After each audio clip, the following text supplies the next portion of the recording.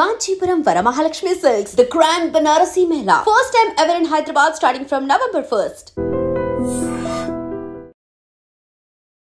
And Abhi garu, మీరు జబర్దస్త్లో team లీడర్గా ఉంటూ ఒకవైపు జాబ్ చేస్తూ సాఫ్ట్వేర్ జాబ్ చేస్తున్నారు, జబర్దస్త్లో టీమ్ లీడర్గా వర్క్ చేస్తున్నారు, బయట కొన్ని ఈవెంట్స్ చేస్తున్నారు, ఫైనాన్షియల్గా వెల్ సెటిల్డ్.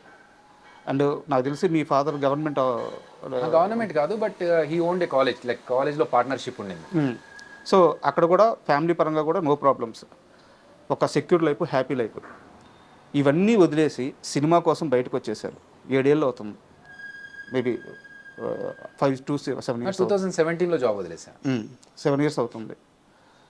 ఫైనాన్షియల్గా ఈ 7 ఏళ్ళ నుంచి ఎలా నెట్టుకు రాగలుగుతున్నారు? అవుతుంది, స్ట్రగుల్ అయితే డెఫినెట్గా ఉంది. ఎందుకంటే అప్పుడు 2 చేతుల సంపాదన ఉండేది.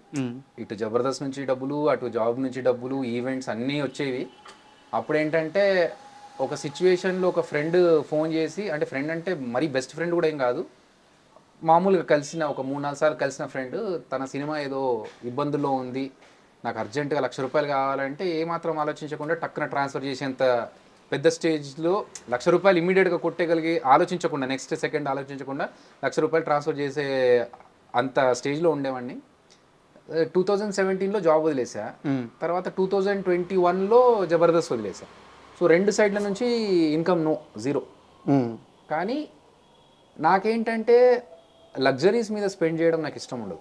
అంటే నేను వచ్చిన డబ్బుల్ని ఒక పెద్ద కార్ కొనుక్కోనో, BMW లేకపోతే ఆడి కార్ కొనుక్కోనో అలా స్పెండ్ చేయాలని నేను అనుకోను. 2 కార్లు మనకు కావాల్సిన డెస్టినేషన్ తీసుకెళ్తాయి.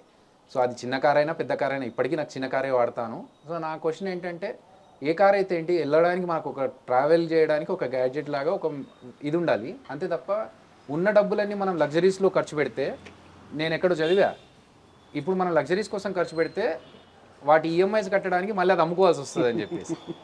సో నాకు మా నాన్నగారు చెప్పింది, ఆయన పాలసీ ఏంటి అంటే ఎవరి దగ్గర అప్పు చేయకూడదు. సో ఉన్నంత దాంట్లో హ్యాపీగా ఉండాలి, ఎవరి దగ్గర ఒక పైసా అప్పు తీసుకోవద్దు.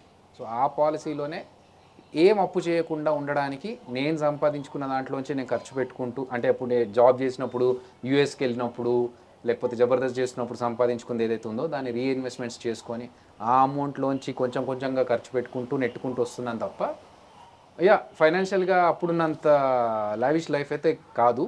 But I'm able to survive because of my planning. అంటే ఇప్పుడు దాకా మీరు ఏవైతే చెప్పారో యాక్చువల్గా ఇదంతా నాకు తెలుసు సార్.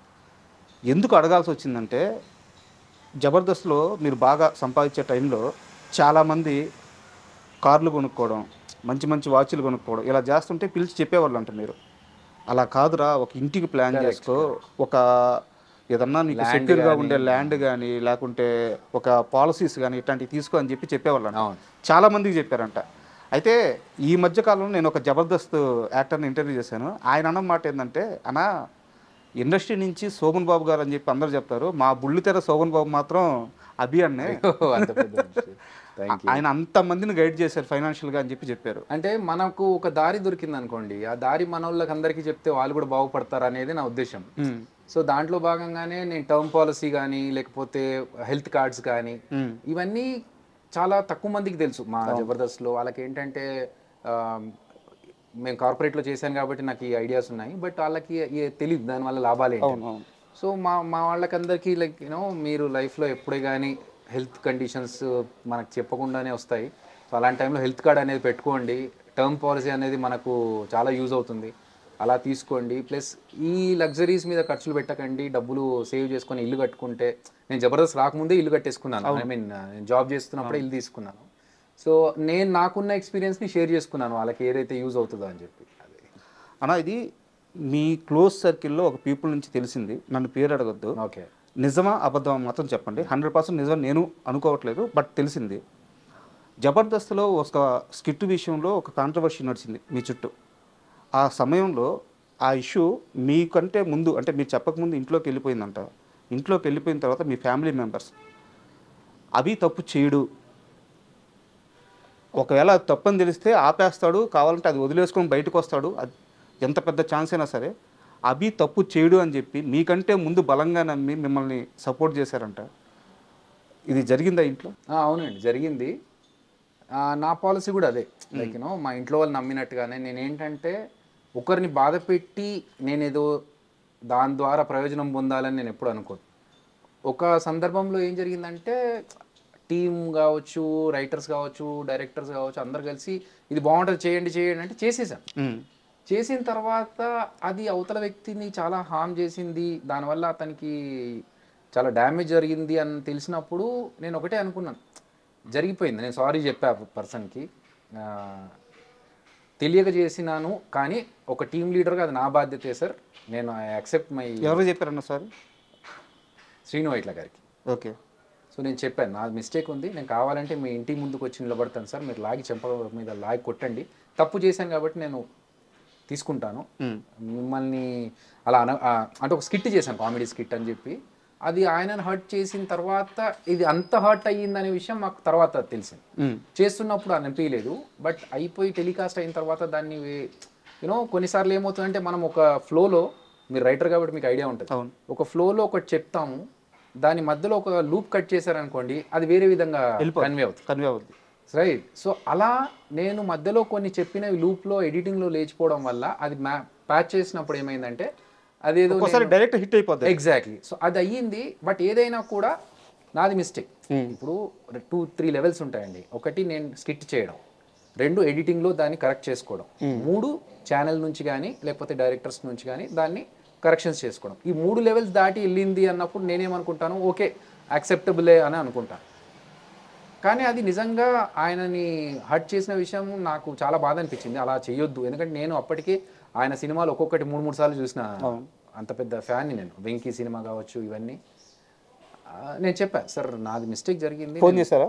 ఫోన్ చేశాను, మాట్లాడి సారీ సార్, నేను అప్పుడు ఇండియాలో లేను, నేను యూఎస్లో ఉన్నా, అక్కడి నుంచి ఫోన్ చేసి మాట్లాడా. ఆయన హర్ట్ అయ్యారని నాకు అర్థమైంది. చెప్పాను, సార్ నేను రాగానే వచ్చి మిమ్మల్ని కలుస్తాను సార్, నా మిస్టేక్ ఉంది, నేను యాక్సెప్ట్ చేస్తున్నాను అని చెప్పి ఆ తర్వాత డిసైడ్ అయిపోయాను, నేను ఇంకెవరిని కించపరిచేలాగా కానీ వాళ్ళని అవమానపరిచేలాగా కానీ స్కిట్స్ చేయను.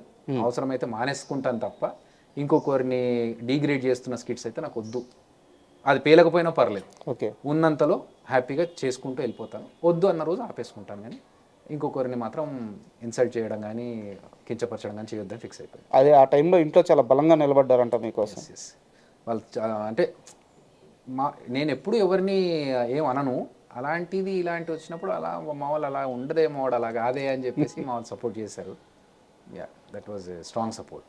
ఒక వెబ్ సిరీస్ కోసం రాసుకున్న స్టోరీ, 7 ఎపిసోడ్లో 8 ఎపిసోడ్లో ఎంతో ప్లాన్ చేసుకొని ఉంటారు, నిడివి చాలా ఎక్కువ, దాన్ని అవుట్పుట్ చూసుకున్నారు, చాలా మంచిగా వచ్చింది, అది నాకు తెలుసు. ఆహా నుంచి మనకు తెలిసిన వాళ్ళు కూడా చెప్పారు సినిమా చాలా బాగా వచ్చిందని చెప్పారు, ఓకే యాక్సెప్టెడ్.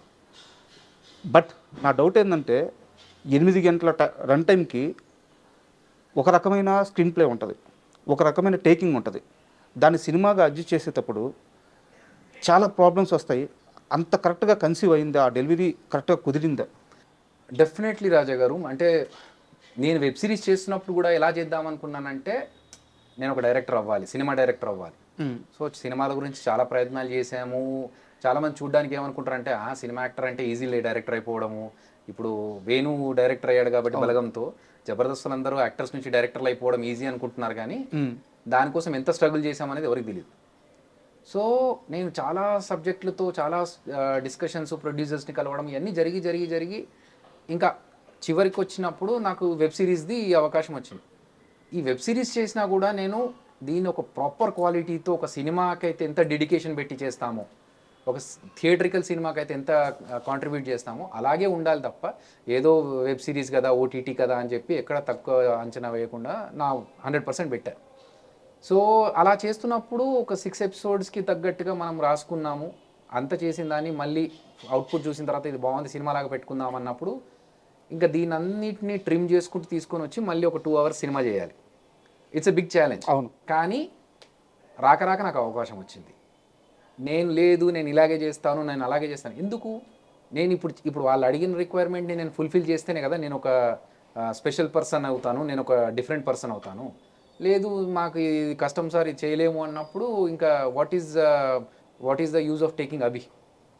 సో నేను దాన్ని ఛాలెంజ్గా తీసుకొని కొన్ని సీన్స్ కట్ చేయడం, లెంత్ తగ్గించడము, కొన్ని క్రిస్ప్ చేయడం, అవన్నీ చేసుకొని 2 hours సినిమా చేశాను. కానీ ఏం చేశానంటే ఈ సీన్స్లో ఏవైతే కట్ అయిపోయాయో ఈ సినిమాలో చిరంజీవాలో కొంతమంది యాక్టర్స్వి వీళ్ళందరినీ గుర్తుపెట్టుకొని నేను నెక్స్ట్ కామాఖ్య సినిమా చేస్తున్నాను కదా, దాంట్లో క్యారెక్టర్స్ ఇచ్చాను. ఓకే. ఎవరెవరు సీన్స్ అయితే ఇక్కడ కట్ అయ్యాయో అందులో కొంతమందికి, ఎందుకంటే అందులో కూడా కొంత స్పేసే ఉంది, కొంతమందిని నా నెక్స్ట్ సినిమాలో పెట్టుకున్నాను. మిగతా వాళ్ళు ఎవరు ఉన్నారో నాకు గుర్తుంది, ఎవరెవరైతే సీన్స్ కట్టానో వాళ్ళని తీసుకెళ్ళి ఇంకో దాంట్లో పెడతాను. అన్నా ఈ డిసిషన్ ఎవరిది అంటే అరవింద్ గారిదే, ఆహా టీమ్దే? ఆహా కంటెంట్ టీమ్. ఓకే. అంటే బాగా వస్తుంది దీని వెబ్ సిరీస్ కంటే సినిమాగా అయితే ఇంకెక్కువ రీచ్ అవుతుంది, రాజ్ తరుణ్ కూడా ఉన్నాడు కాబట్టి. సో సినిమాగా అయితేనే బాగుంటుంది అన్నప్పుడు నాకు కూడా అలాగైతే నాకు కూడా అడ్వాంటేజ్ అనిపించింది, ఎందుకంటే వెబ్ సిరీస్ లాగా పెట్టి చేసే కంటే సినిమా అయితే నాకు ఇంకొక బెనిఫిట్ కూడా అనిపించి నేను ఛాలెంజ్గా తీసుకున్నాను. అరవింద్ గారిని కలిసారా? కలిసాం. 2-3 రోజుల్లో సినిమా రిలీజ్. అవునవును. యాక్చువల్గా ఆయనకు ఫస్ట్ టైం స్టోరీ చెప్పడానికి వెళ్ళినప్పుడు కలిసాము. ఓకే. తర్వాత ఆహా నుంచి అప్డేట్స్ వెళ్తా ఉన్నాయి కానీ పర్సనల్గా కలవలేదు. సినిమా ఇప్పుడు రిలీజ్ కదా, అప్పుడు వెళ్ళి కలుస్తాను. స్టోరీ చెప్పడానికి వెళ్ళినప్పుడు ఎలా ఉండింది అన్నారు? చాలా ఎంజాయ్ చేశారు. ఆయన 20 minutes టైం ఇచ్చారు. 20 minutesలో ఆయన విని చాలా హ్యాపీగా ఫీల్ అయ్యి ఒక 15 నిమిషాలు పక్క రూమ్లో కూర్చున్నాము. వచ్చి ఆహా టీం శ్రావణి గారు వచ్చేసి నచ్చిందండి అరవింద్ గారికి, వీఆర్ ప్రొసీడింగ్ విత్ ఇన్ అన్నారు. అదిరే అభి అంటే సామాన్యమైన వ్యక్తి కాదు. ఎందుకంటే ఒక మనిషిని ఒక్కసారి చూసిన తర్వాత వాళ్ళ టాలెంట్ ఉందా లేదా, మనకు పనికొస్తారా పనికిరాడా, ఏ ఫీల్డ్కి సరిపోతాడు, ఇవన్నీ అంచనా వేయగలరు. అలా అంచనా వేసే ఈరోజు కొన్ని 10 మంది మీ శిష్యులు జబర్దస్త్లో కానీ బుల్లితెర మీద కానీ ఉన్నారు. ఇక్కడ నా స్ట్రైట్ క్వశ్చన్ ఏంటంటే, కొన్ని రోజుల క్రితం బండ్ల గణేష్ గారు మాట్లాడుతూ అల్లు అరవింద్ అసలు ఏమీ చేయడు, క్రెడిట్ మొత్తం ఆయన జేబులో వేసేసుకుంటాడు, ఓకే గమ్ముగా సింపుల్గా అలా కూర్చొని ఉంటాడు, సక్సెస్ వస్తే మాత్రం ఆయన జేబులో పడిపోద్ది, రాజా లైఫ్ అది ఇది అని చెప్పి మాట్లాడారు. మీరు అరవింద్ గారిని కలిశారు, బండ్ల గణేష్ గారి మాటలతో మీరు ఏకీభవిస్తారా? అసలు ఫస్ట్ ఆఫ్ ఆల్ ఆయన అన్న విషయం నాకు తెలీదు, కానీ మేము అరవింద్ గారిని కలిసిన దాని ప్రకారం అయితే ఆయన చాలా వెల్కమింగ్గా ఉన్నారు. అంటే నేను ఇంతకుముందే చెప్పా, చాలా స్ట్రగుల్ చేస్తే నాకు వచ్చిన ఆపర్చునిటీ ఇది. అలా అనుకుంటే ఆయన నాకు ఈ సబ్జెక్ట్ ఇవ్వాల్సింది కాదు.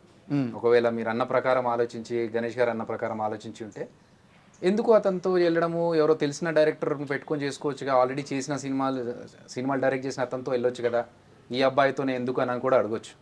కానీ అభి డైరెక్ట్ చేస్తున్నాడు. నిజంగా చెప్పాలంటే నన్ను ఆయన గుర్తుపట్టలేదు. ఓకే. జబర్దస్త్ అదిరే అభిని గుర్తుపట్టలేదు.